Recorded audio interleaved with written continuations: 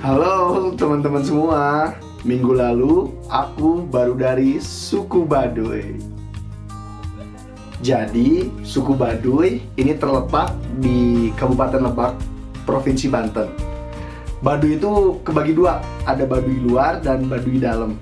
Nanti kita lihat deh perbedaannya apa Baduy luar dan Baduy dalam. Bakal tunjukin di dalam video. Perjalanan kali ini dimulai dari Jakarta, itu dari kosannya si Mario, ada di Pasar Minggu. Kemudian naik Grab waktu itu langsung ke Tanah Abang, ke stasiun Tanah Abang.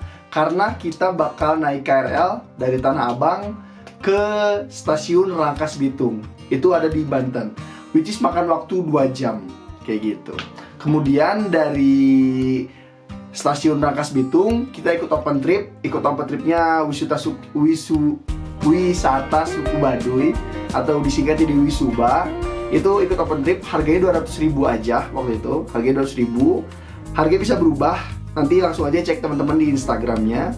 Kemudian dari stasiun Rangkas Bitung itu naik bus potong atau naik apa namanya ya, call bus potong, ya itulah, naik bus menuju ke stasiun, ke terminal Ciboleger.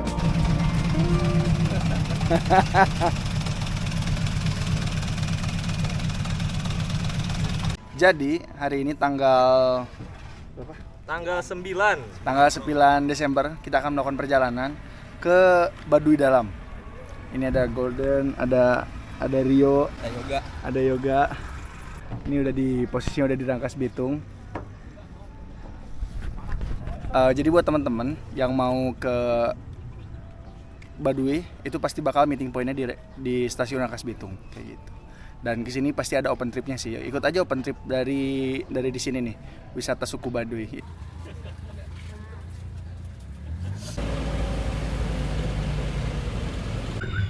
Jadi setelah perjalanan 1 jam naik Elf dari terminal Rangkas Bitung itu sampai di Ciboleger. Ciboleger benar, Ciboleger. Dan di sini ada Alfamart, Indomaret, jadi nggak usah panik. Jadi nggak usah over buying sebelum di kota gitu, karena di sini masih ada Alfamart, Indomaret. Jadi gitu. Guys, ini yang di luar ekspektasinya itu. Jadi kita memulai perjalanan dari terminal Ciboleger menuju ke Baduy Dalam. Emang sih di grup dikabarin gitu ada bahwa perjalanan dari terminal Ciboleger atau dari start pointnya hiking ke Baduy Dalam itu 25.000 langkah gitu. Cuman gue nggak expect ternyata 25.000 langkah itu kalau dikonversikan ke jalan itu dengan badan kita yang prima nih ya, itu 5 jam coy. Gue nggak expect selama itu. Dan ternyata emang bener, perjalanan dari Ciboleger ke Baduy Dalam itu 5 jam jalan kaki naik turun bukit. Jadi dari sini gue bisa simpulkan bahwa hiking ke Baduy Dalam itu bukan buat semua orang. Pastiin badan teman-teman itu fit, sehat, lagi nggak keseleho, lagi nggak demam, lagi nggak apapun itu. Karena perjalanannya 5 jam dan perjalanan dimulai dari sekarang.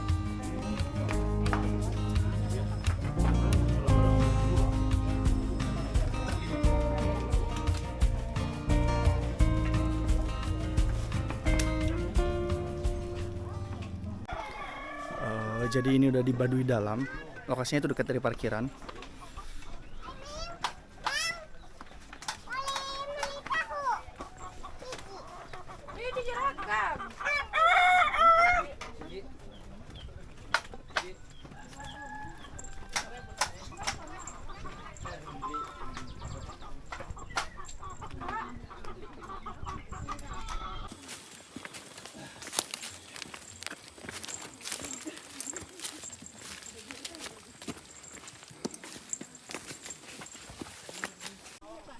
Udah capek banget nih kelihatannya nih. Ngos-ngosan. Jangan pingsan. Paling jauh kan bunga. Jangan berhenti, nginep. Kan ini gelap. Iya. Saya nggak berani jalan malam di sana lah. Oh itu jalannya udah belok-belok, masih hutan juga. Kata kalau teman saya tadi kalau jalan sana, kalau kamu itu mau bikin ini, kamu udah nyampe kota Jambi.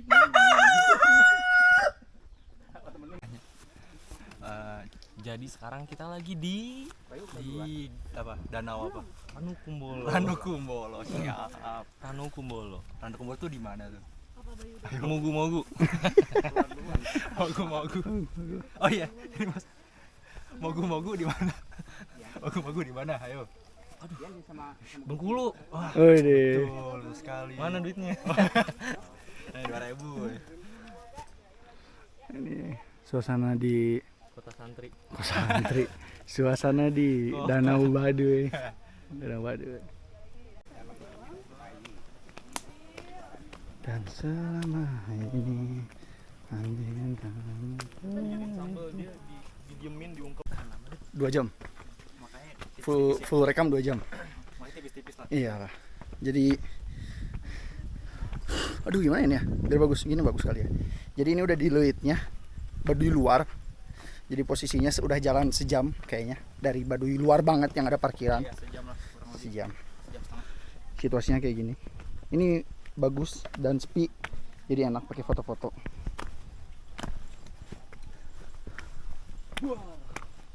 Amit-amit. Kak Fauzan pejuangnya di daerah mana? Komando 1. Dari Masjid belok kiri. Sebelum pasar. masjidnya tuh di mana ya? Tahu Bansun enggak? Bantu. Oh iya ya. Jadi itulah perjalanan dari Baduy luar atau dari Ciboleger ke perbatasan Baduy dalam atau batas kameranya itu loh. Jadi ini titik batas kamera itu sekitar jalan 3 jam kayaknya, 3 jam dari Ciboleger ke perbatasan teknologi itu. Jadi saat kita di perbatasan itu HP harus udah dimatikan, kemudian kamera udah gak boleh nyala sama sekali, kemudian ya udah alat-alat elektronik mati, yang boleh hidup itu cuman senter kayak gitu. Cuman smartwatch ini masih agak tabu nih, belum kepikiran nih. Smartwatch itu masih bisa nyala. Jadi GPS itu kalau kemarin saya pakai jam GPS masih bisa rekam tracknya ini. Apalagi smartwatch yang ada kameranya. Kayaknya bisa-bisa aja, cuman nggak tahu nih ya. Cuman sejauh ini kemarin smartwatch itu masih bisa jalan dari GPS, kemudian dan lain-lainnya masih boleh aktif kayak gitu. Smartwatch itu perjalanan dari Ciboleger ke perbatasan Baduy dalam. Jadi ini adalah batas untuk nyalain kamera. Jadi setelah ini nggak ada kamera-kamera lagi. Udah. Karena kamera udah gak boleh masuk nih ya. Jadi yaudah, aku bakal ceritain aja secara verbal gimana kondisi Baduy dalam dan perjalanannya dan apa yang dilihat kayak gitulah ya. Jadi dari perbatasan kamera tadi jalan ke Baduy dalam itu sekitar 2-3 jam lagi. Kemarin itu kami melakukan perjalanan dari perbatasan teknologi itu sampai ke Baduy dalam itu sekitar 3 jam lah. Jadi berangkat jam 1 jam 12 itu sampai ke Baduy dalamnya kemarin maghrib sekitar jam 6. Jadi di sana itu yang pasti nggak boleh teknologi, HP, kamera itu udah nggak boleh, yang boleh cuma senter. Kemudian sabun-sabunan nggak boleh. Jadi kita itu mandi di sungai. Jadi jadi kita itu kan mandi di sungai. Mandi itu nggak pakai sabun, langsung guys, air dan badan udah kejebur aja. Jadi kita itu langsung mandi di sungai. Kalau sungainya itu panjang ya, sungai itu panjang. Ini tempat mandi cowok, ini tempat mandi cewek, dan tempat buang hajat ini di bawah, di paling bawah. Jadi beda lah. Kemarin tuh yang aku pahamin ya. Jadi buang hajat itu di paling bawah. Jadi airnya nggak boleh kena airnya air sisa lah. Gitu. Jadi kalau di atas itu nggak boleh buang hajat. Jadi kalau misalnya kita kebelet nih, kita harus ke sungai yang bawah gitu. Jadi terus di paling atasnya lagi itu udah termasuk hutan terlarang gitu. Jadi kayak sungainya panjang itu, ini hutan terlarang, ini tempat mandi cowok, ini tempat mandi perempuan, ini tempat buang hajat kayak gitu. Itu keunikannya lah ya. Jadi teknologi nggak boleh, kemudian sabun-sabunan udah nggak boleh. Kita harus menyatu, super duper menyatu dengan alam gitu. Kemudian untuk orang-orangnya nih guys ya, orang-orangnya di Baduy dalam itu cukup introvert. Bukan introvert kali ya, karena memang mereka terbiasa terisolasi. Jadi saat diajak ngobrol itu seadanya aja, secukupnya. Jadi kalau ditanya, Pak ini gimana, ya udah dijawab sedikit basa-basinya. Bahkan saya hampir tidak melakukan basa-basi dengan orang-orang Baduy dalam kayak gitu, karena mereka emang sedikit berinteraksinya lebih sedikit lah, nggak begitu banyak komunikasi kayak gitu. Kemudian ciri-cirinya nih guys, ciri-cirinya orang Baduy luar dan Baduy dalam. Baduy luar dan Baduy dalam dulu nih ya, bedanya kalau Baduy dalam itu masih memegang erat tradisi, jadi teknologi nggak boleh masuk. Baduy luar teknologi udah boleh masuk. Baduy dalam itu boleh, Baduy dalam nggak boleh pakai sendal, Baduy luar udah boleh pakai sendal kayak gitu. Jadi kemana-mana orang Baduy dalam itu guys nggak pakai sendal. Bahkan mereka itu dari jalan dari Baduy dalam ke Jakarta cuy, 2 hari cuy jalan nggak pakai sendal, serius. Mereka jalan nyeker cuy. Telapak kaki mereka itu dengan aspal panas Jakarta udah kebal, mereka tuh udah kebas itunya, jagoan banget kakinya sumpah. Dan fisik mereka itu loh, kayak saya bawa 1 tas aja ngos-ngosan itu, mereka bawa 4 anjir, 4 ditopang pakai tongkat gitu, bawa 4 biji, mereka masih kuat, gokil cuy. Tenaga orang Baduy itu, mereka kayaknya powerlifting olahraganya gitu. Jadi itulah bedanya lah, Baduy luar tuh yang masih ada yang masuk lah, budaya-budaya modernisasi itu udah ada yang masuk. Sedangkan Baduy dalam itu udah pure murni orang bukan menolak ya kali ya, mereka lebih manut, lebih nurut kepada tradisi. Jadi teknologi gak ada yang masuk. Kemudian di Baduy dalam itu ibadahnya, kan kita bertanya ya, agamanya apa? Agama Baduy dalam itu adalah Sunda Wiwitan. Namanya itu, jadi Sunda, Wiwitan itu kalau nggak salah, sorry ya kalau ada yang salah, komentarin aja. Kalau nggak salah Wiwitan itu pertama, jadi ya, agamanya itu adalah Sunda yang pertama gitu. Jadi mereka itu percaya bahwa kesundaan itu yang pertama, jadi yang dimanutnya itu ya Sunda gitu. Jadi saya kurang paham sih jadinya kayak gimana. Cuman ya itulah, agamanya itu Sunda Wiwitan. Jadi bukan Islam, bukan Buddha, bukan Hindu, bukan Kristen. Kayak gitu. Nih ya, kemudian yang saya catat lagi, jadi caranya mereka beribadah itu kan dengan bersyukur gitu. Gimana bersyukurnya gitu. Kan kalau orang Islam mungkin bersedekah, kemudian ke masjid dan kayak gitu ya bersyukurnya. Tapi kalau orang Baduy bersyukurnya itu adalah bertani guys. Serius. Jadi sedikit banyak ngobrol, cara mereka beribadah itu adalah bertani. Maksudnya bertani adalah menjaga lingkungan gitu. Jadi ibadahnya orang Baduy nih ya, yang harus digarisbawain. Ini keren ini. Ibadahnya orang Baduy adalah menjaga lingkungan cuy. Sumpah, jadi kayak wow. Mereka kepikiran ya konsep itu gitu. Kan ini ya, di Baduy itu mereka sangat nurut kepada Pu'un.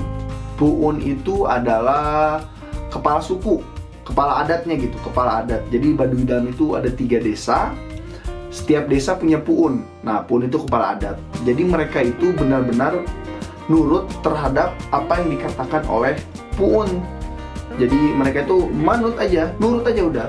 Kalau kata Pu'un A, Pu'un B.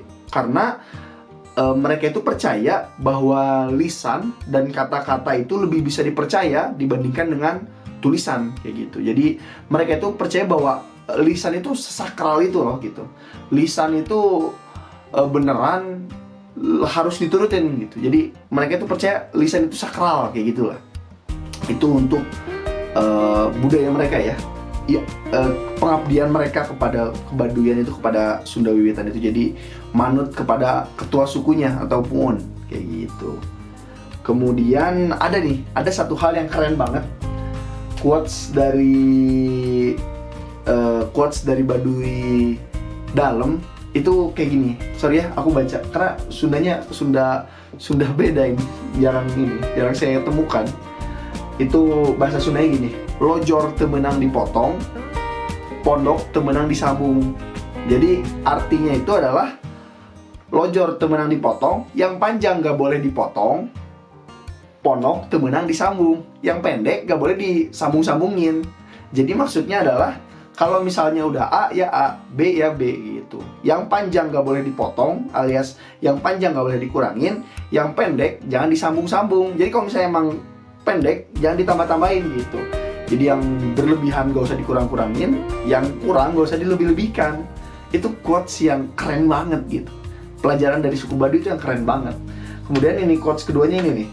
Nah, gunung temenang di lebur, lebak temenang di rumpak. Jadi kayak gunung nggak boleh dihancurin, lebak itu nggak salah cekungan gitu ya, nggak boleh ditutup lah. Bahasanya, jadi maknanya itu kalau alam kayak gitu, ya kayak gitu aja udah, nggak usah dihancurin, jaga. Buktinya apa? Buktinya mereka itu bikin sawah di tebing, cuy. Serius. Mereka bikin sawah itu di tebing. Tebing, tahu tebing gini? Sawahnya miring, cuy. Itu keren banget. Karena biasanya kalau yang kita ketahuin sawah itu kan berundak ya. Mereka itu miring, cuman akhirnya dimanipulasi sama manusia jadi berundak. Jadi kayak tangga gitu. Sawah yang kita ketahui kan kayak gitu ya. Tapi mereka itu sawahnya miring, cuy. Jadi itu murni banget. Jadi bumi itu beneran gak diapa-apain sama mereka. Mereka memanfaatkannya dan menjaganya. Gokil, respect suku Baduy. Respect parah suku Baduy. Kayak gitu. Kemudian yang keren lagi, ini yang ketiga nih. Yang benar harus dibilang benar, yang salah harus dibilang salah. Nih sekali lagi ya. Yang benar harus dibilang benar, ini bahasa Indonesia sih, bukan bahasa Sunda, tapi ya udahlah. Yang benar harus dibilang benar, yang salah harus dibilang salah. Goks, cuy. Mereka udah menemukan quotes itu saat mereka nggak baca buku gitu. Mereka nggak menemukan apa ya? Mereka nggak menemukan ini saat mereka harus globalisasi gitu. Mereka menemukan ini di pedalaman. Quotes yang sebenarnya bangsa ini butuhkan gitu. Karena banyak di masalah bangsa ini yang membenarkan yang salah, menyalahkan yang benar gitu. Sedangkan suku Baduy ini udah punya pegangan, panutan. Kalau benar harus dibilang benar, kalau salah harus dibilang salah. Goks, respect suku Baduy. Wah, saya belajar banyak satu malam di suku Baduy. Itu cuma satu malam. Bayangin kalau saya tinggal sebulan. Tapi sayangnya nggak boleh. Pengen sih tinggal sebulan, tapi sayangnya nggak boleh katanya. Maksimal pendatang itu katanya 2 malam di Baduy Dalam. Kayak gitu. Itu ilmu-ilmu yang bisa saya pelajarin di Baduy Dalam. Ya udahlah. Kemudian lanjut lagi kali ya. Bangunannya, kalau secara bangunan, aduh langsung melenceng lah ya, tapi nggak apa-apa. Kalau secara bangunan, suku rumah itu hampir mirip Baduy luar dan Baduy dalam. Cuman rumahnya orang Baduy dalam itu lebih tinggi ukurannya, lebih tinggi bawah ke tanah, ke bangunannya itu jadi kayak rumah panggung. Karena di bawahnya itu diisi oleh kayu bakar kayak gitu. Jadi di bawahnya diisi kayu bakar untuk masak kayak gitu. Isi kayu bakar dan hasil-hasil bumi itu disimpan di bawahnya kayak buah-buahan gitu. Kemarin tuh saya lihat ada di bawahnya kayak gitu.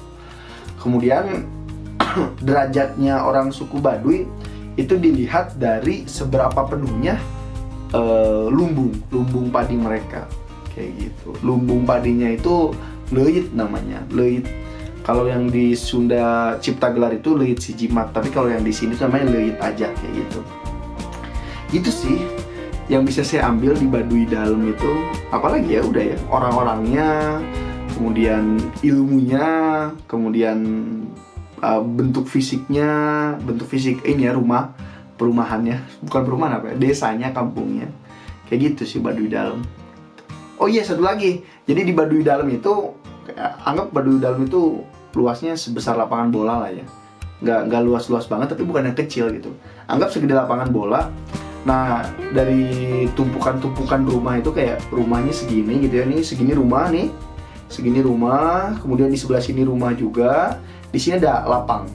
Nah, lapang, kemudian ini ada rumah kepala adat. Di sini ini rumah kepala adat. Ini rumah, ini lapang, ini rumah kepala adat. Jadi ini ada tempat terlarang. Nah, kayak gitulah. Itu untuk denahnya. Saya bingung, nggak bisa gambarin ya. Lupa inget soalnya. Gitu. Jadi ada kayak gitulah denahnya. Denah buat suku Baduy Dalam.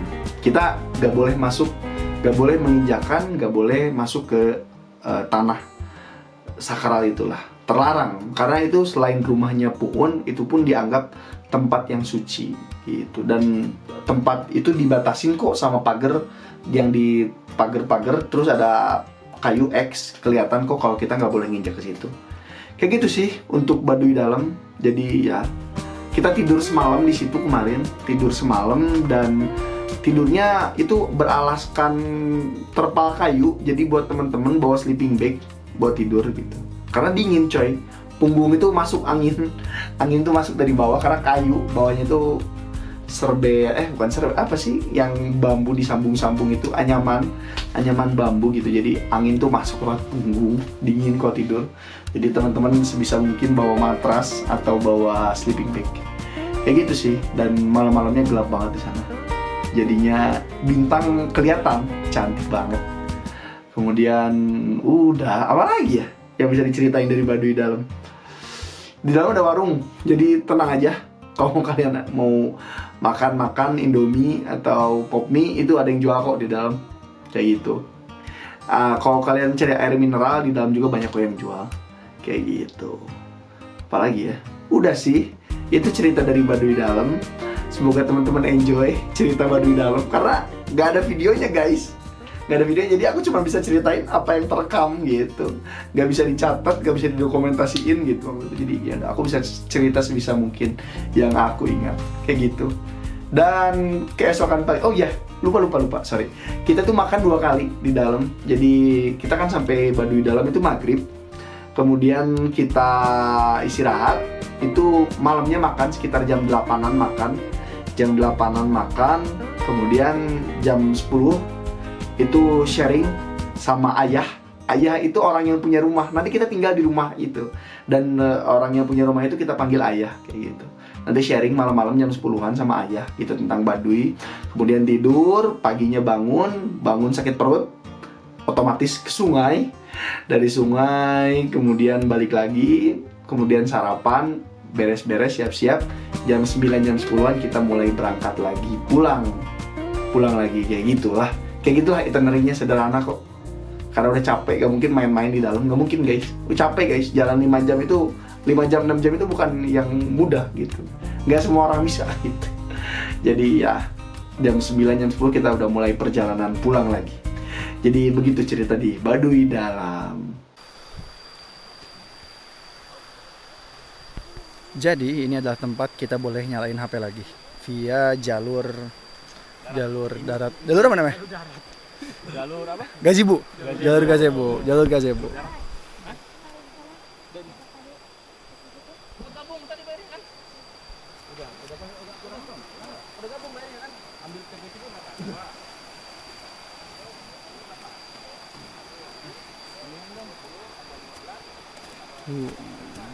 Ini jadi suasananya di jembatannya.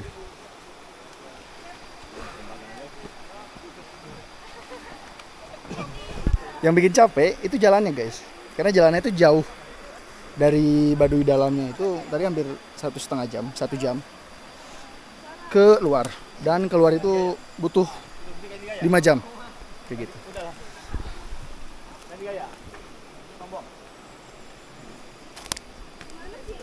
Di sini. Mana lagi? Foto.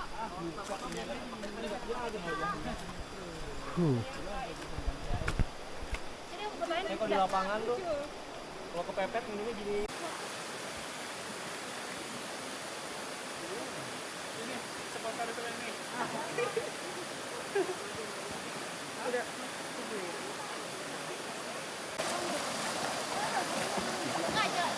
Kalau general bintang 4, bintang 5. Capek bro.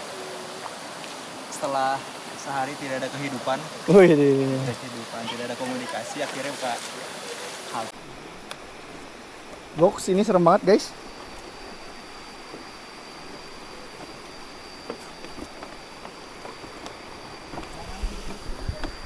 Iya.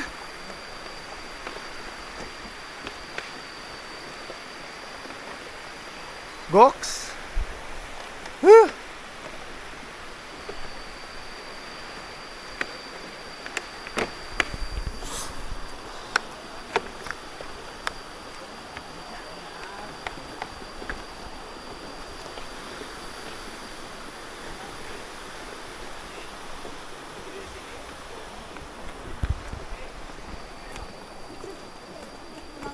Gak digoyang-goyangin ini jembatannya.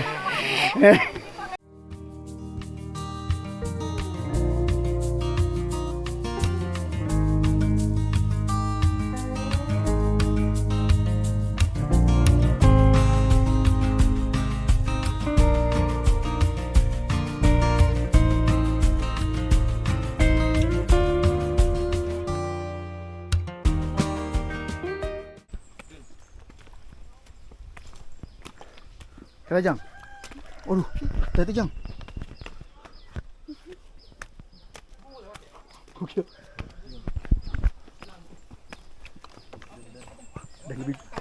Oh iya. Ada yang lebih gokil lagi guys.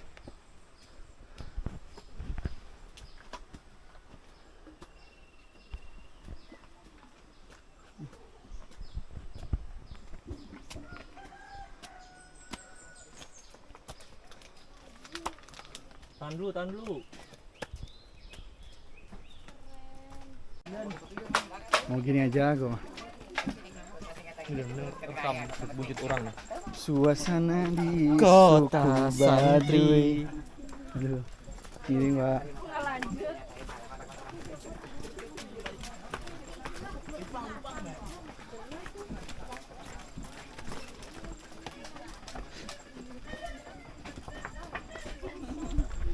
Jadi akhirnya udah melewati gazebo. Kayak itu sejam lagi ke Baduy, ke apa namanya? Ciboleger. Konten TikTok nih ya? Enggak, bukan. Gede, hujan gede. Ini buat ini. Lihat di YouTube. Jadi begitu aja buat cerita perjalanan menuju ke Baduy. Dan oh ya, sedikit lagi lupa tadi, di dalam itu kita makan durian. Duriannya manis banget, manis cuy, serius. Respect, durian termanis yang pernah gue makan kayaknya. Duriannya tuh manis banget dan agak basah sih tapi manis banget duriannya gitu.